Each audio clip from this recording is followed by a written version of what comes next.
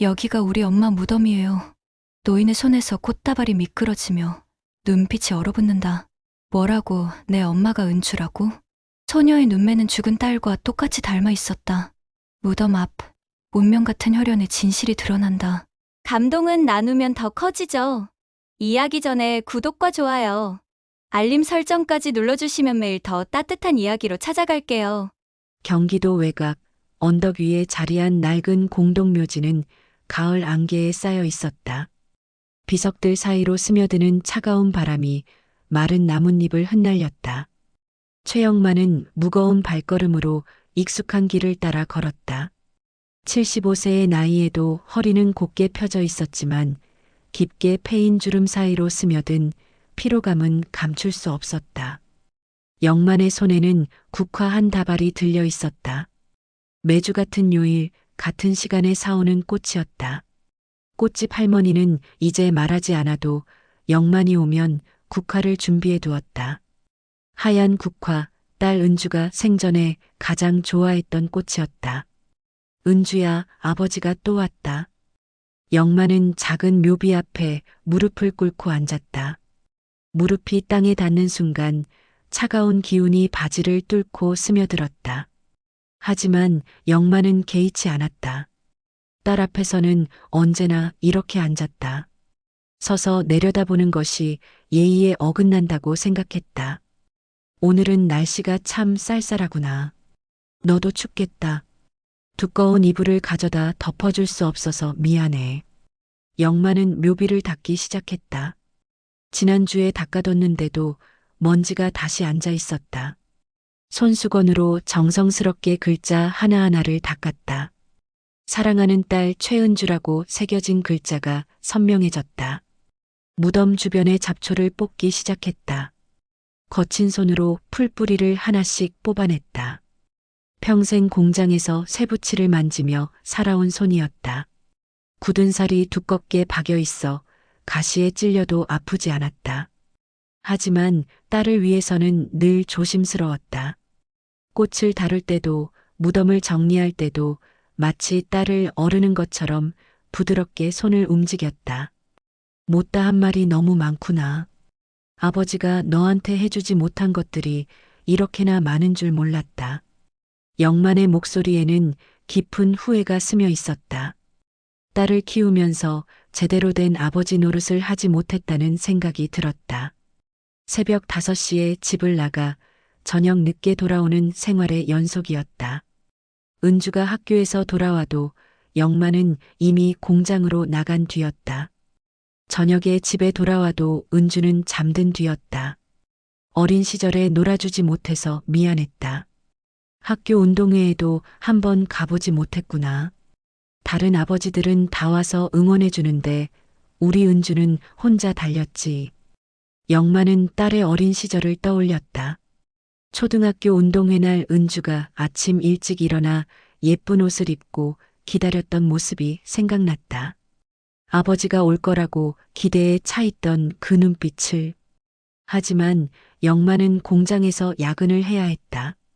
한 사람이라도 빠지면 생산량이 부족해진다는 반장의 말에 집에 전화를 걸어 못 간다고 전했다. 그때 전화로 너한테 말했을 때 괜찮다고 했지. 목소리가 왜 그렇게 작았는지 이제야 안다. 실망했구나, 많이. 묘지 저편에서 다른 성묘객들의 목소리가 들려왔다. 가족들과 함께 온 사람들이 대부분이었다. 아이들이 뛰어노는 소리, 어른들이 웃으며 이야기하는 소리가 섞여 있었다. 영만은 그 소리를 들으며 더욱 외로움을 느꼈다. 자신은 언제나 혼자였다. 사람들한테는 또 외국에 있다고 둘러댔다. 미안하구나. 아버지가 거짓말쟁이가 됐다. 동네 사람들이 자식 자랑을 할 때면 영만도 거짓말을 지어냈다. 딸이 미국에 살고 있다고, 의사와 결혼해서 잘 살고 있다고, 가끔 편지도 온다고, 돈도 보내준다고. 모두 거짓말이었다. 딸은 이미 이 땅 아래 묻혀 있는데. 영만은 주머니에서 낡은 지갑을 꺼냈다. 그 안에는 은주의 사진이 들어 있었다. 대학교 졸업식 날 찍은 사진이었다. 환하게 웃고 있는 은주의 모습이 지금도 생생했다. 그날 영만은 공장에서 반차를 내고 졸업식에 참석했다. 딸이 학사모를 쓰고 있는 모습을 보며 가슴이 벅찼다. 그때가 가장 행복했나 보다. 너도 아버지도. 그 이후로는 왜 이렇게 어긋나기 시작했을까? 은주가 대학을 졸업하고 직장을 구한 뒤부터 부녀 사이에는 보이지 않는 벽이 생겼다. 은주는 자신의 일에 대해 이야기하려 했지만 영만은 이해하지 못했다. 딸이 하는 일이 무엇인지, 어떤 꿈을 가지고 있는지 제대로 물어보지도 않았다. 결혼 문제가 불거졌을 때가 가장 심했다.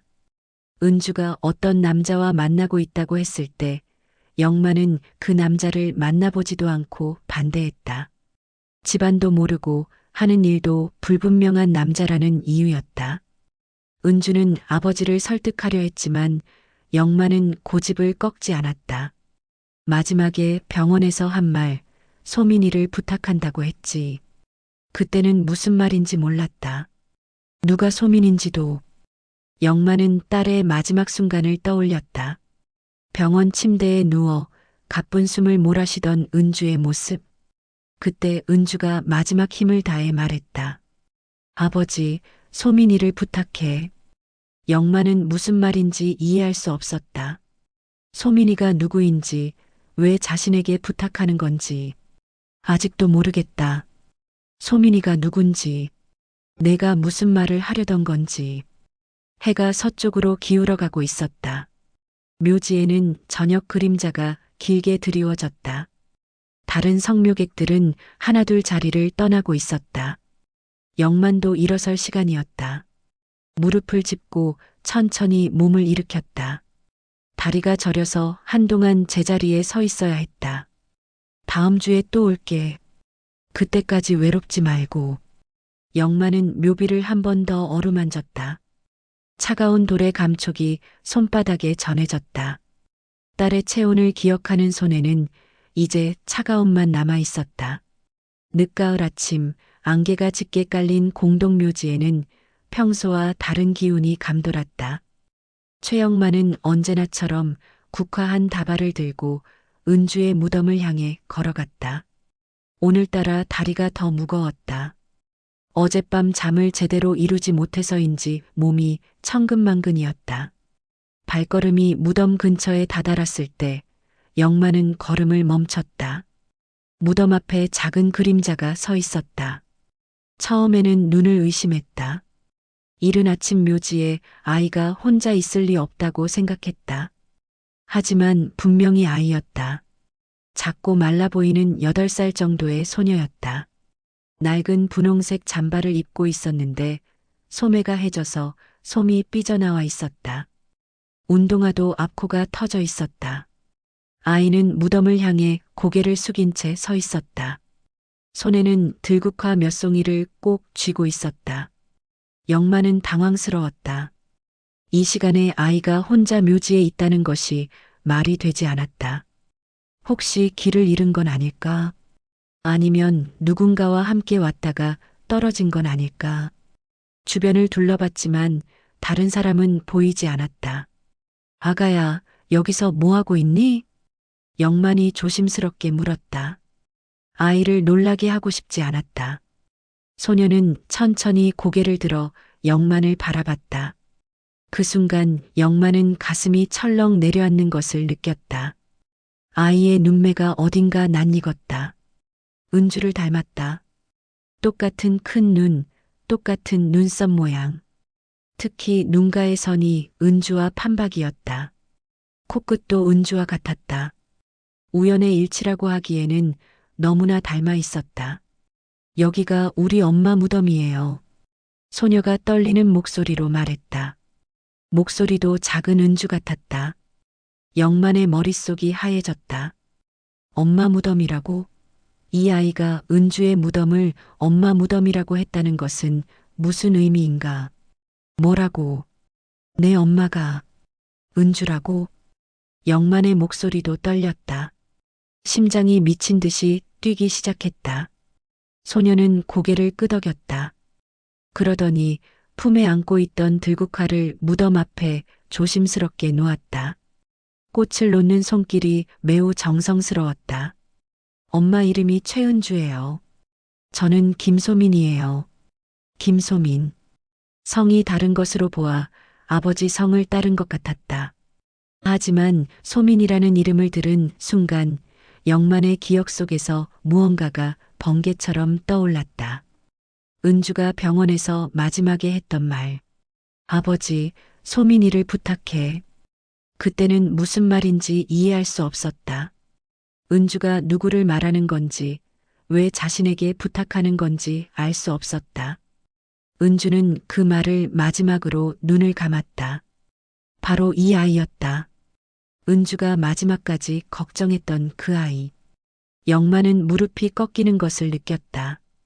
온몸에 힘이 빠졌다. 딸의 아이, 자신의 손녀가 눈앞에 서 있었다. 은주가 숨겨두었던 아이. 그 존재조차 몰랐던 아이가 이렇게 나타났다. 외할아버지, 맞죠? 소민이 조심스럽게 물었다. 목소리에는 기대와 불안이 섞여 있었다. 오랫동안 궁금했던 것을 드디어 확인하는 듯한 떨림이 느껴졌다. 영만은 대답할 수 없었다. 목이 메어 말이 나오지 않았다. 그저 소민을 바라볼 뿐이었다. 소민의 얼굴을 자세히 들여다보니 은주의 어린 시절 모습이 더욱 선명하게 겹쳐 보였다. 똑같은 눈, 똑같은 입술 모양. 심지어 서 있는 자세까지 은주와 닮아 있었다. 왼쪽 어깨가 살짝 올라가는 버릇도 은주와 같았다. 이 아이가 정말 은주의 딸이라는 것을 의심할 여지가 없었다. 엄마가 늘 할아버지는 좋은 분이라고 했어요. 할아버지는 저를 사랑해 주실 거라고 했어요. 소민의 말에 영만의 가슴이 찢어질 것 같았다. 은주가 이 아이에게 자신을 좋은 할아버지라고 말했다니. 정작 자신은 딸에게도 제대로 된 아버지가 되지 못했는데 은주는 왜 그런 거짓말을 했을까? 엄마가 아플 때도 할아버지 이야기를 많이 했어요. 할아버지는 착하시고 따뜻하시고 저를 꼭 안아주실 거라고. 소민이 계속 말했다. 영만은 더욱 마음이 아팠다. 은주가 병들어 죽어가면서도 이 아이에게 희망을 주려고 했구나. 자신에 대한 좋은 이야기만 들려주며 내가 정말 은주의 딸이니? 영만이 간신히 말을 꺼냈다. 여전히 믿기지 않았다. 소민은 고개를 끄덕이며 주머니에서 낡은 사진을 꺼냈다. 은주가 갓난아기를 안고 있는 사진이었다. 은주의 얼굴에는 영만이 본 적 없는 환한 미소가 떠 있었다. 이게 저예요. 엄마가 저를 낳았을 때 찍은 사진이래요. 또 다른 사진도 있었다. 조금 더 큰 소민을 은주가 안고 있는 사진이었다. 둘 다 행복해 보였다. 영만이 알지 못했던 은주의 모습이었다. 어머니가 된 은주의 모습, 엄마가 주신 사진이에요. 할아버지께 보여드리라고 했어요. 영만은 떨리는 손으로 사진을 받았다. 사진 뒷면에는 은주의 글씨로 메모가 적혀 있었다. 소민아, 할아버지는 세상에서 가장 따뜻한 분이야. 할아버지를 만나면 외롭지 않을 거야. 영만의 눈에서 눈물이 흘러내렸다. 은주가 이 아이에게 얼마나 많은 이야기를 해줬을까. 만나보지도 못한 할아버지에 대해 이렇게 좋게 말해주다니. 영만은 죄스러웠다. 딸에게 그런 아버지가 되지 못했으면서. 엄마는 언제 돌아가셨니? 영만이 물었다. 소민의 눈가에도 눈물이 맺혔다. 작년 겨울이에요. 병원에서 많이 아프다가 마지막에 할아버지 찾으라고 했어요. 소민은 말을 잇지 못했다. 어린아이가 감당하기에는 너무 큰 상실이었다. 영만은 소민을 바라보며 마음이 아팠다. 이 작은 아이가 혼자서 얼마나 힘들었을까. 그동안 누구랑 살았니? 엄마 친구였던 이모가 돌봐줬는데 이모도 이제 힘들다고 해요. 이모네 아기가 태어나서 저를 더 이상 돌볼 수 없대요. 소민의 목소리는 점점 작아졌다. 갈 곳이 없다는 것을 스스로도 알고 있었다. 영만은 가슴이 막막했다. 영만은 소민의 작은 손을 잡고 집으로 향했다. 버스 안에서 소민은 창밖을 내다보며 조용히 있었다. 영만도 말을 걸지 못했다. 갑작스럽게 나타난 손녀를 어떻게 받아들여야 할지, 집에서는 어떤 일이 벌어질지 걱정이 앞섰다. 할아버지, 저 때문에 힘드시면 다시 이모한테 갈게요. 소민이 조심스럽게 말했다. 영만은 고개를 저었다. 아니다. 이제 내 집은 할아버지 집이야. 하지만 영만의 마음속에는 불안이 자리 잡고 있었다. 장남 영철과 며느리 순이가 어떤 반응을 보일지 뻔했다. 그들에게는 갑자기 나타난 아이가 반갑지 않을 것이다. 집 앞에 도착했을 때 마당에서 순이가 빨래를 널고 있었다. 순이는 영만과 함께 온 소민을 보고 눈을 찌푸렸다. 아버님, 이 아이는 누구예요? 내 손녀다. 영만이 단호하게 말했다. 순이의 얼굴이 굳어졌다. 손녀요? 무슨 말씀이세요? 이때 집안에서 영철이 나왔다. 45살의 영철은 아버지와 달리 배가 나오고 머리가 반쯤 벗겨져 있었다. 소민을 보자 인상을 찌푸렸다. 아버지, 또 어디서 애를 데려오신 거예요? 이 아이는 은주의 딸이다. 내 손녀야. 영만이 말하자 영철과 순이는 서로 얼굴을 바라봤다. 그들의 표정에는 당황스러움과 함께 계산적인 빛이 스쳤다. 은주 누나의 딸이라고요? 그럼 누나는? 은주는 작년에 세상을 떠났다. 영만의 말에 잠시 침묵이 흘렀다. 영철은 충격을 받은 듯 했지만 순이의 반응은 달랐다. 아버님, 확실한 거예요? 요즘에는 사기꾼들이 많다잖아요. 순이가 의심스러운 눈빛으로 소민을 바라봤다. 소민은 순이의 시선을 받으며 영만 뒤로 숨었다. 사진도 있고 은주가 마지막에 이 아이를 부탁했다. 영만이 은주와 소민의 사진을 꺼내 보였다. 영철은 사진을 보더니 한숨을 쉬었다. 정말 누나를 닮았네요. 그런데 아버지, 이 아이를 여기서 키우신다는 건가요? 당연하지. 내 손녀인데. 순이가 즉시 반발했다. 안 돼요. 이 집에 둘 자리 없어요. 순이의 목소리가 높아졌다. 소민은 더욱 영만 뒤로 숨었다. 우리도 애들 둘 키우기 바쁜데 갑자기 애를 하나 더 키우라고요? 돈은 어디서 나와요?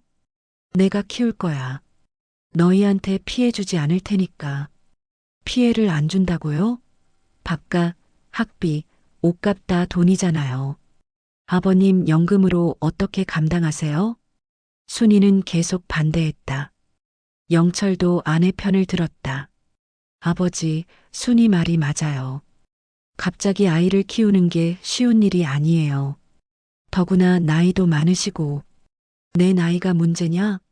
너희를 다 키워냈는데. 영만이 목소리를 높였다. 소민은 무서워하며 떨고 있었다. 그때와 지금이 다르잖아요. 75살에 애를 키운다는 게 말이 돼요? 순이가 맞받아쳤다. 그러더니 소민을 향해 차갑게 말했다. 얘야, 여기는 내가 있을 곳이 아니야. 다른 데 가렴. 이 아이가 어디 가라는 거냐? 영만이 분노했다. 하지만 순이는 물러서지 않았다. 보육원이나 친척집이나 어디든 가야죠. 우리가 왜 남의 애를 책임져야 해요? 남의 애라니. 내 손녀다. 아버님이 그렇게 말씀하셔도 저희한테는 남이에요. 갑자기 나타나서 우리 집에서 살겠다니 이게 말이 돼요?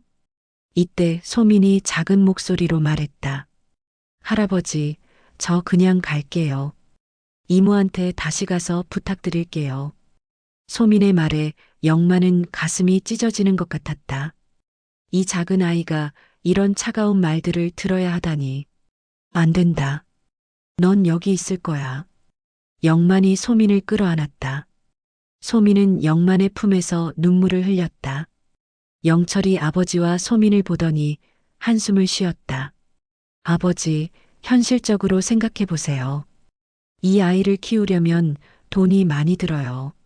학용품, 옷, 병원비까지 내가 알아서 할 일이다. 아버님 연금으로는 부족해요. 결국 저희한테 도와달라고 하실 거 아니에요? 순이가 끼어들었다. 더구나 이 아이가 정말 형님의 딸인지도 확실하지 않잖아요. 요즘 DNA 검사도 해야 하는 거 아니에요? 무슨 소리야?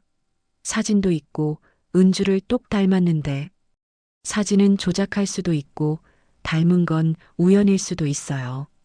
순이의 말에 영만은 분노로 온몸이 떨렸다. 하지만 더 큰 문제는 소민이 이 모든 말을 듣고 있다는 것이었다. 엄마는 거짓말하지 않았어요. 소민이 떨리는 목소리로 말했다. 엄마가 할아버지는 좋은 분이라고 했는데 왜 모두 저를 싫어해요? 소민의 순수한 질문에 영만은 더욱 마음이 아팠다. 영철과 순이는 잠시 말문이 막혔다. 우리가 너를 싫어하는 게 아니라 영철이 변명하려 했지만 소민은 이미 상처받은 표정이었다. 그날 저녁 가족회의가 열렸다. 소민은 영만의 방에서 기다리고 있었고 거실에서는 영철 부부가 영만과 마주 앉았다. 아버지, 마지막으로 한 번 더 말씀드려요. 이 아이를 키우는 건 현실적으로 불가능해요. 영철이 진지하게 말했다. 우리 애들도 이제 중학생, 고등학생인데 학원비며 용돈이며 돈이 많이 들어가요. 거기다 갑자기 애를 하나 더 키운다고 하면 내가 키운다고 했잖아. 아버님, 혼자서는 안 돼요. 결국 저희가 도와야 하는 상황이 올 텐데 저희도 여유가 없어요. 순이가 덧붙였다. 그리고 아버님, 솔직히 말씀드리면 그 아이가 정말 형님의 딸인지 의심스러워요. 이상하지 않아요? 갑자기 나타나서 할아버지라고 부르고 영만은 더 이상 참을 수 없었다. 그만해. 내 집에서 내 손녀를 두고 무슨 소리야. 하지만 영철과 순이는 물러서지 않았다. 그날 밤 소민은 영만의 품에서 울며 잠들었다. 소민이 영만의 집에 온 지 일주일이 지났다. 영만은 소민을 위해 최선을 다했다. 아침마다 죽을 끓여주고 학교에 보내기 위해 전학 절차를 밟았다. 하지만 순이의 시선은 날이 갈수록 차가워졌다. 아버님, 이 아이 때문에 전기세가 너무 많이 나왔어요. 순이가 전기요금 고지서를 들고 와서 말했다. 소민이 밤에 무서워해서 등을 켜두고 자기 때문이었다. 내가 낼게. 영만이 말했지만 순이는 계속 불만을 토로했다. 전기세만 문제가 아니에요. 수도세도 늘고 쌀도 금방 떨어지고 이런 식으로 계속 가면 저희가 어떻게 살아요? 더 큰 문제는 동네 사람들의 시선이었다. 며칠 전부터 순이가 이웃들에게 이야기를 퍼뜨리기 시작한 것이다. 최 씨 집에 갑자기 아이가 나타났다더라. 그 아이가 누구래? 시아버님 딸의 아이라는데 사실은 첩의 딸이 아닐까 싶어. 순이의 말은 점점 과장되어 퍼져나갔다. 영만이 바람을 피웠고 그 결과 생긴 아이가 소민이라는 소문이 돌기 시작했다. 그래서 지금까지 숨기고 살았던 거래. 아, 그래서 딸이 외국에 있다고 거짓말했구나. 그 나이에 창피한 줄도 모르네. 영만이 마을을 지날 때마다 사람들의 수군거림이 들렸다. 누군가는 대놓고 수군거렸고 누군가는 고개를 돌려 외면했다. 영만은 가슴이 답답했다. 소민도 이런 분위기를 느끼고 있었다. 학교에서 돌아온 소민은 점점 말수가 줄어들었다. 할아버지, 저 때문에 할아버지가 나쁜 사람이 된 거예요? 소민이 조심스럽게 물었다. 영만은 가슴이 찢어질 것 같았다. 아니다. 사람들이 잘못 생각하는 거야. 하지만 소민의 얼굴에는 이미 상처가 깊이 새겨져 있었다. 상황은 더욱 악화됐다. 영철이 회사에서 동료들에게 들은 이야기를 가지고 왔다. 아버지, 회사 사람들이 다 알고 있어요. 우리 아버지가 젊은 시절 바람 피워서 아이를 낳았다고. 무슨 소리야? 그런 사실 없다. 영만이 분노했지만 영철은 못마땅한 표정이었다. 사실이 아니라면 왜 이런 소문이 나겠어요? 아버지가 평생 은주 누나 이야기를 숨기고 사셨잖아요. 은주는 내 친딸이다. 소민이는 내 손녀고. 그럼 증명하세요. DNA 검사라도 해서 확실히 하세요. 영철의 말에 순이가 맞장구 쳤다. 맞아요.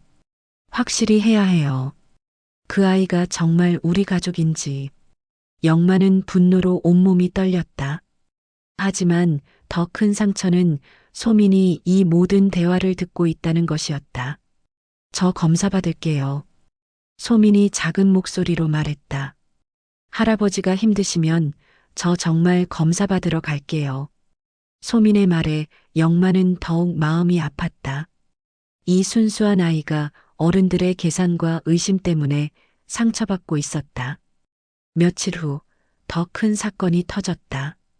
순이가 동네 사람들과의 대화에서 결정적인 말을 해버린 것이다. 사실 시아버님이 평생 숨기고 사셨던 흑역사예요.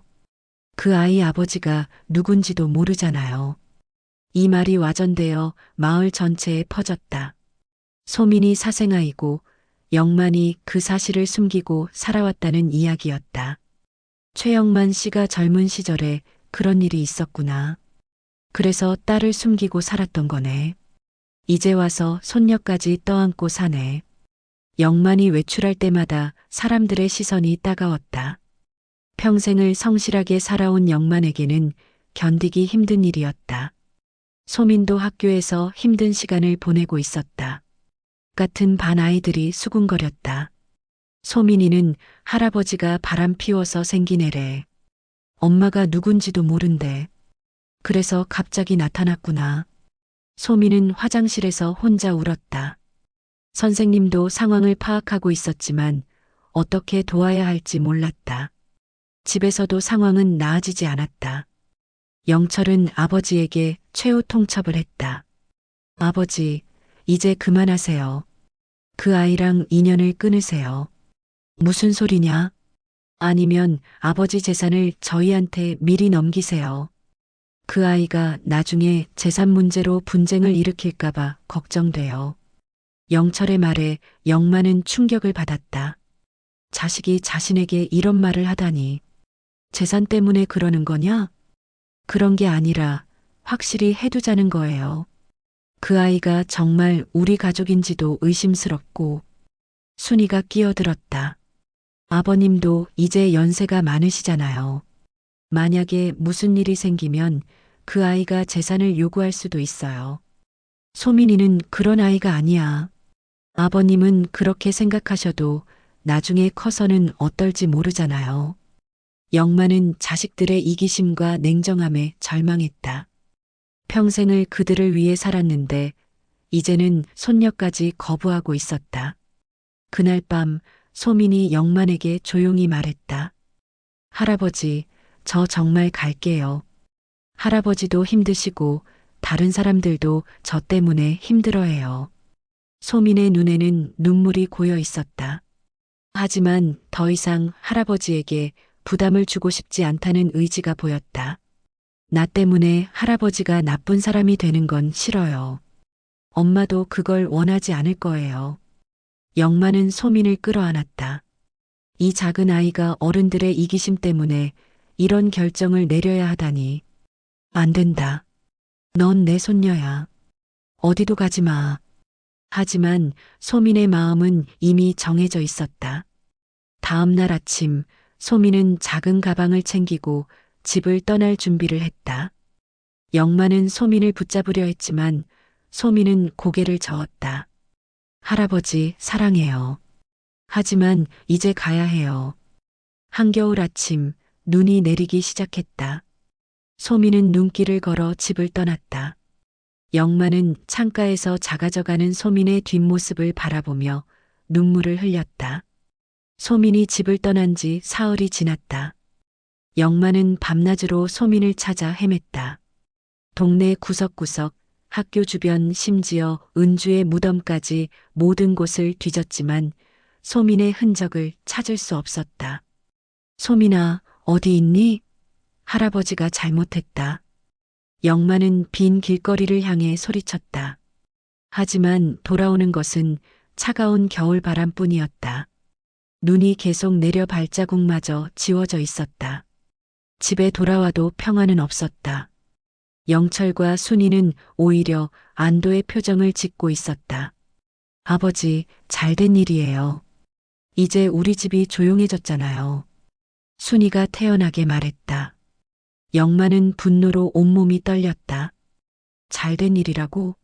8살짜리 아이가 눈보라 속에서 어디로 갔는지도 모르는데 어디 갔든 우리 상관없어요. 애초에 우리 집 아이도 아니었잖아요.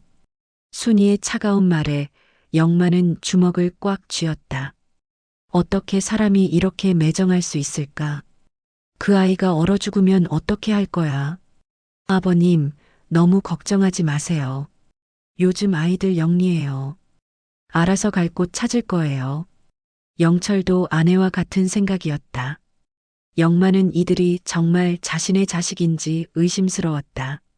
한편 동네에서는 다른 소문이 퍼지고 있었다. 순이가 의도적으로 퍼뜨린 새로운 이야기였다. 그 아이가 실제로는 사기꾼이었다더라. 사기꾼이라고요? 응, 돈을 노리고 온 거래. 최 씨 혼자 살고 연금도 받고 하니까. 순이의 말은 점점 더 악의적으로 변했다. 아이 혼자 온 게 아니라 뒤에서 어른이 조종하고 있을 거야. 요즘 그런 수법이 많다잖아. 아, 그래서 갑자기 나타났구나. 유산을 노린 거네. 사람들은 순이의 말을 믿기 시작했다. 영만에 대한 동정심보다는 속았다는 생각이 들었다. 최 씨도 참 순진하네. 그 나이에 그런 속임수에 넘어가다니. 나이 들면 판단력이 흐려진다더니. 영만이 길을 지날 때마다 사람들의 시선이 달랐다. 이제는 연민이 아니라 비웃음이었다. 소민이를 봤어요? 영만이 사람들에게 물어봐도 모른다는 대답뿐이었다. 심지어 일부러 못 본 척하는 사람들도 있었다. 사흘째 되는 날 밤 영만은 더 이상 견딜 수 없었다. 눈보라가 몰아치는 가운데 다시 밖으로 나갔다. 동네 모든 골목을 다시 한번 뒤졌다. 소민아, 할아버지다. 어디 있니? 목이 쉴 때까지 소리쳤지만 아무 대답이 없었다.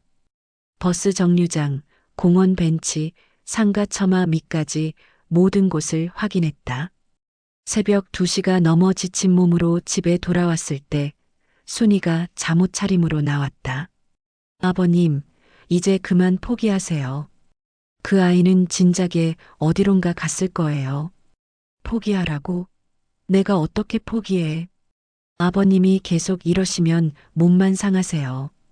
연세도 많으시잖아요. 순이는 위로하는 척했지만 속내는 달랐다. 영만이 소민을 포기하기를 바라고 있었다. 그날 밤 영만은 잠들지 못했다. 소민의 얼굴이 계속 떠올랐다. 추위에 떨고 있을 소민을 생각하니 가슴이 찢어질 것 같았다. 내가 지켜주지 못했구나. 은주야, 미안하다. 영만은 딸 은주에게 마음속으로 사과했다.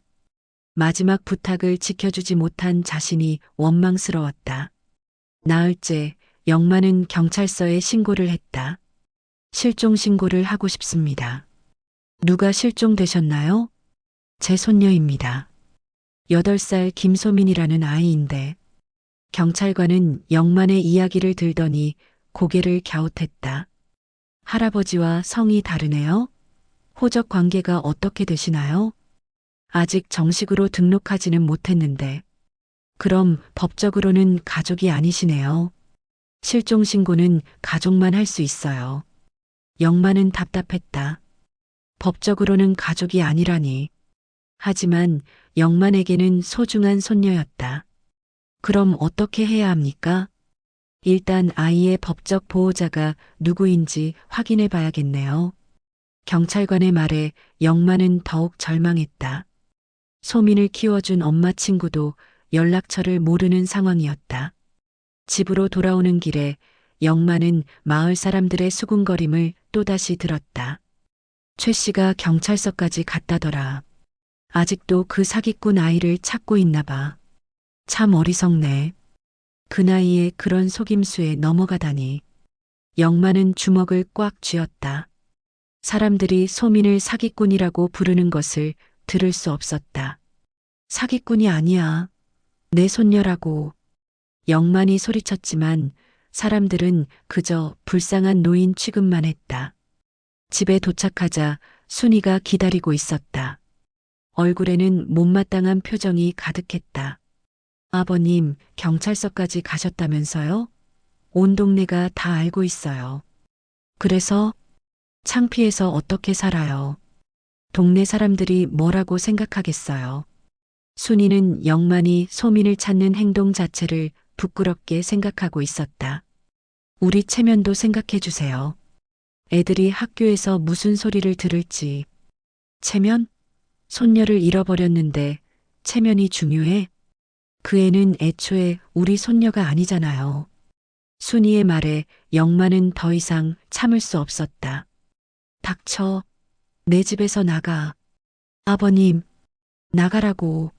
당장 나가. 영만이 소리치자 영철이 뛰어왔다. 아버지, 왜 그러세요? 너희들 때문에 소민이가 집을 떠났어. 너희들이 괴롭혔기 때문이야. 저희가 언제 괴롭혔어요? 현실적인 말을 한 것뿐이잖아요. 영철도 끝까지 자신들의 잘못을 인정하지 않았다. 그날 밤 영만은 잠들지 못했다. 소민이 추위에 떨고 있을 생각을 하니 가슴이 찢어질 것 같았다. 한겨울 밤거리에서 8살 아이가 어떻게 지내고 있을까? 다음 날 아침 일찍 영만은 은주의 무덤을 찾아갔다. 딸에게 사과하고 싶었다. 마지막 부탁을 지키지 못한 자신이 원망스러웠다. 은주야, 아버지가 왔다. 영만은 무덤 앞에 무릎을 꿇고 앉았다. 평소보다 더 깊게 고개를 숙였다. 아버지가 소민이를 잃어버렸구나. 내가 마지막에 부탁했던 그 아이를. 목소리가 떨렸다.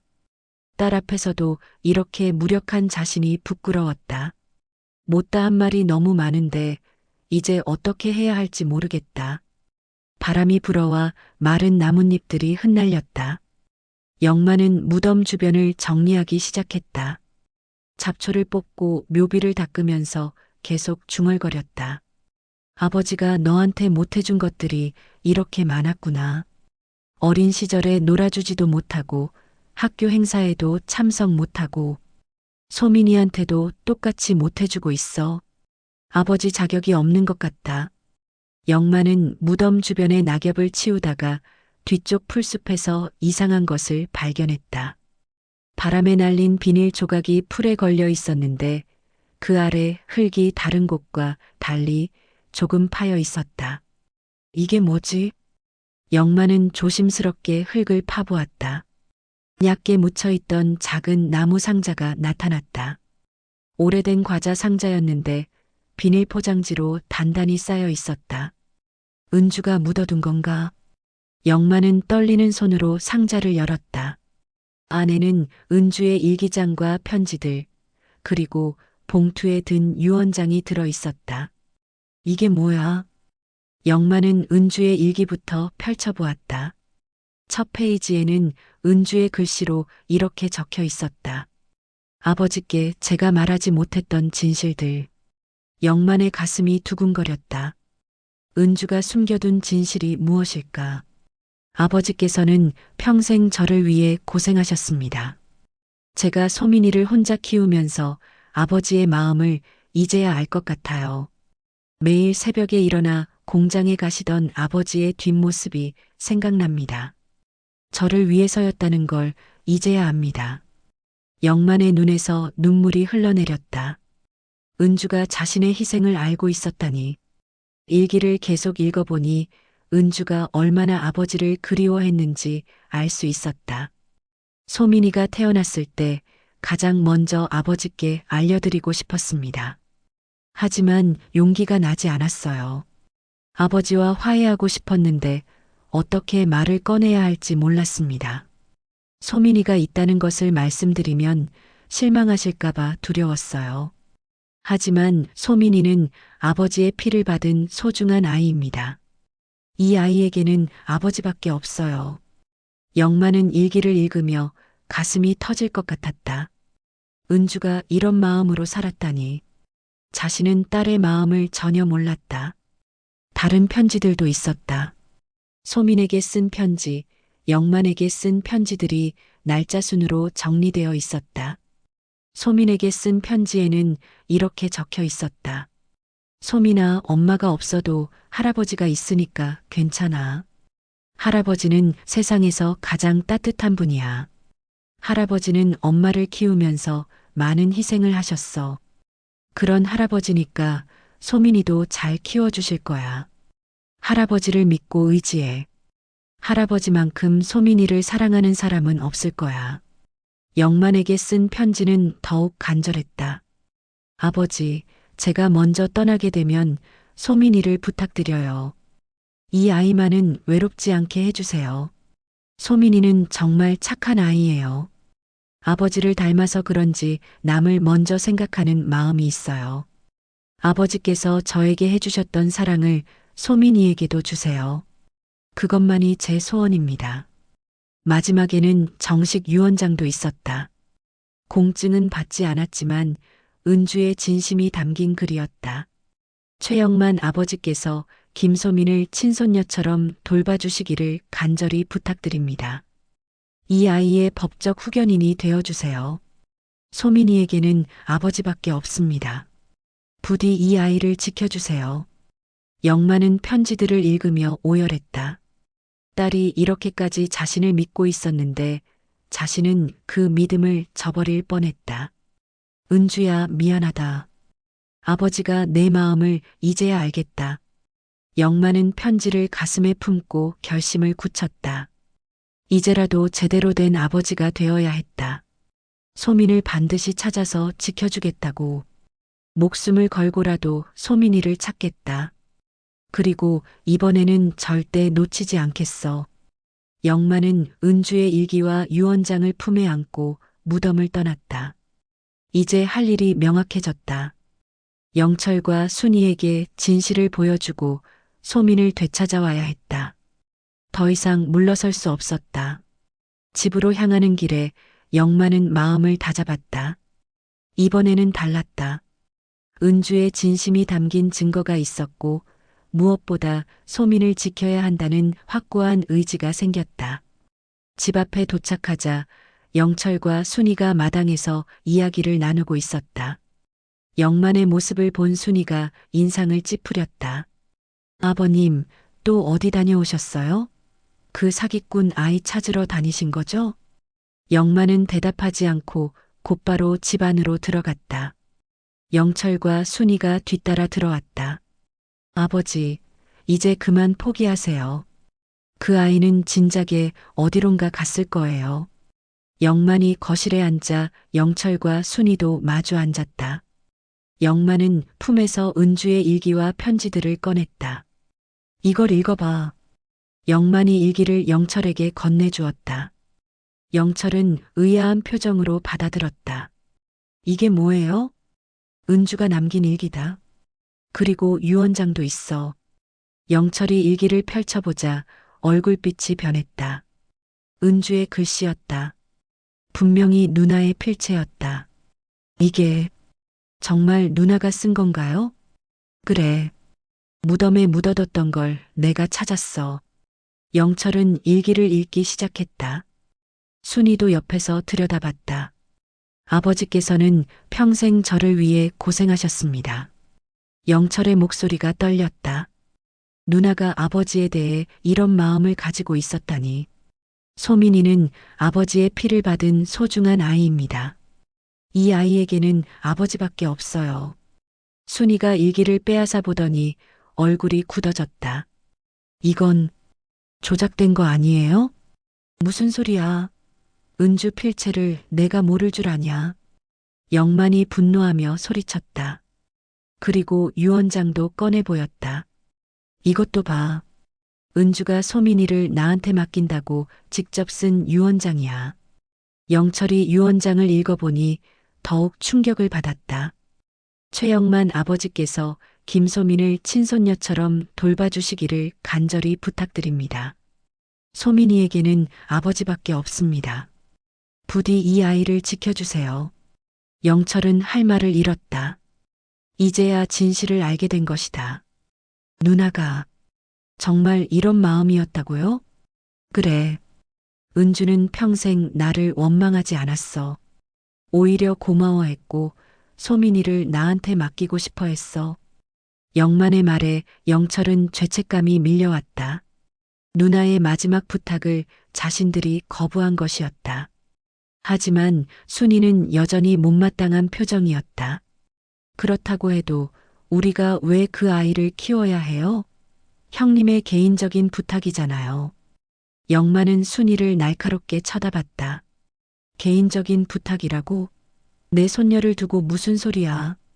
아버님, 솔직히 말씀드리면 저희도 여유가 없어요. 그리고 그 아이가 나타나면서 온 동네가 시끄러워졌잖아요. 순이는 끝까지 반대했다. 하지만 영만의 의지는 확고했다. 이제 그런 소리 하지 마. 내가 소민이를 찾을 거고 찾으면 너희가 도와야 해.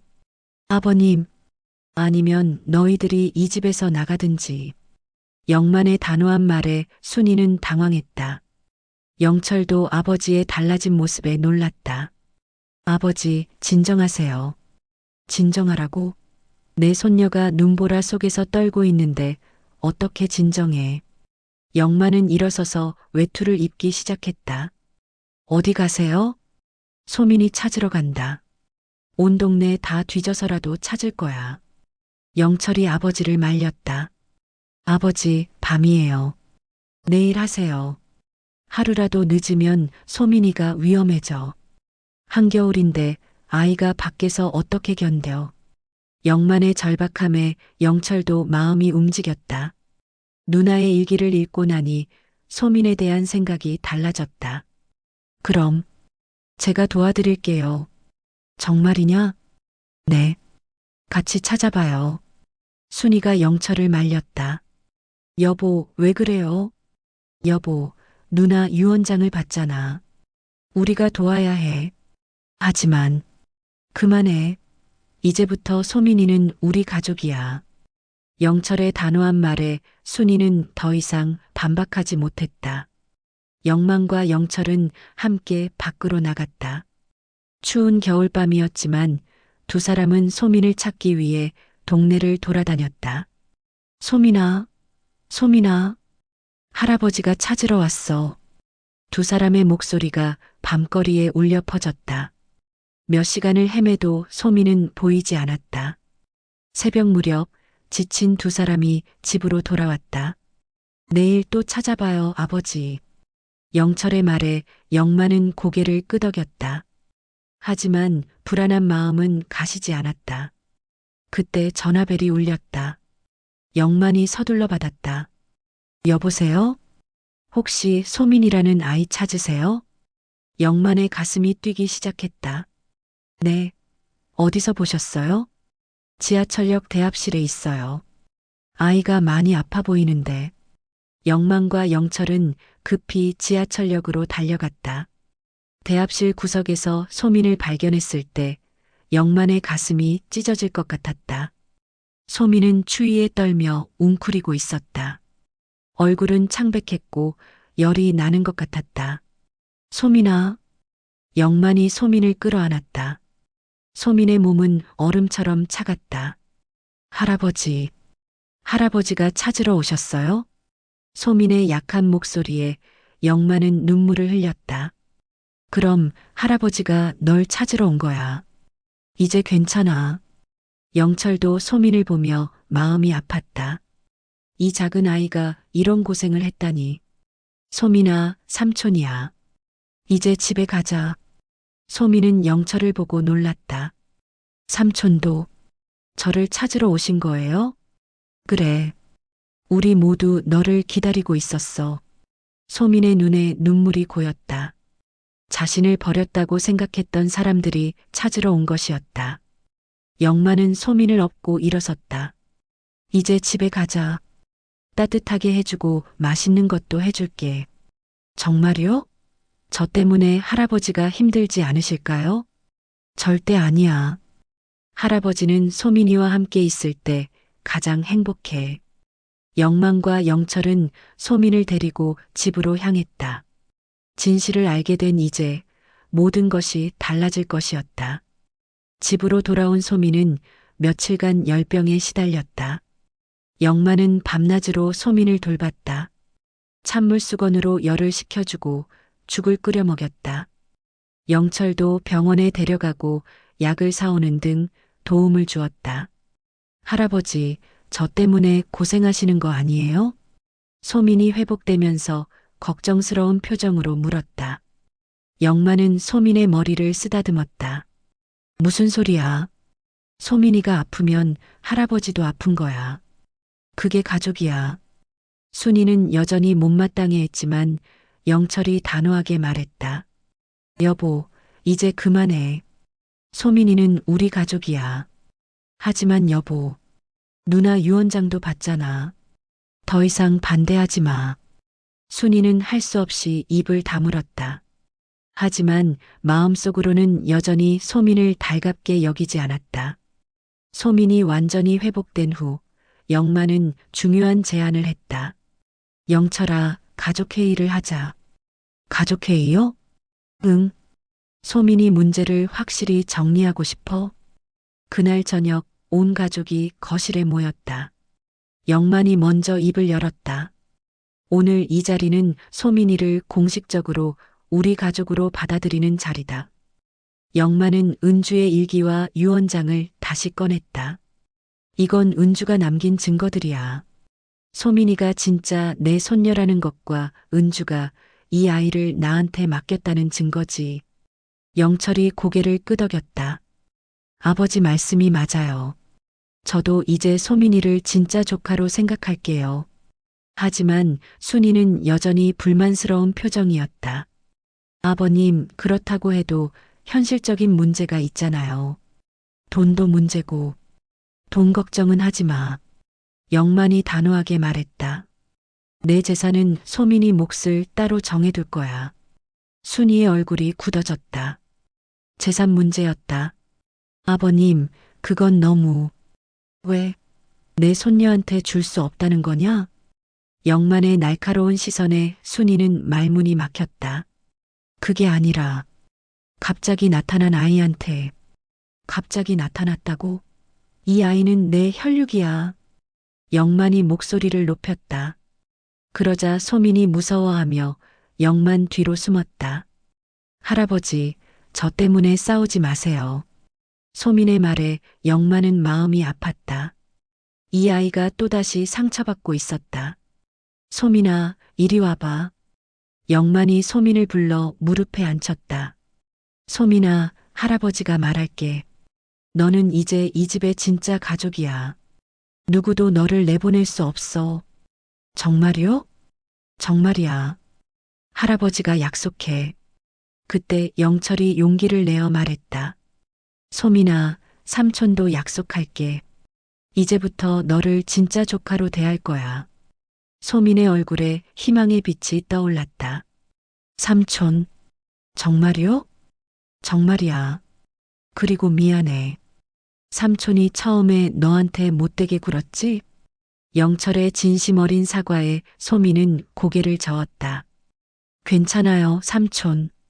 저도 갑자기 나타나서 놀라셨을 거예요. 소민의 순수한 반응에 영철은 더욱 미안해졌다. 하지만 순이만은 끝까지 반대했다. 저는 반대해요. 갑자기 아이를 키우라니 이건 말이 안 돼요.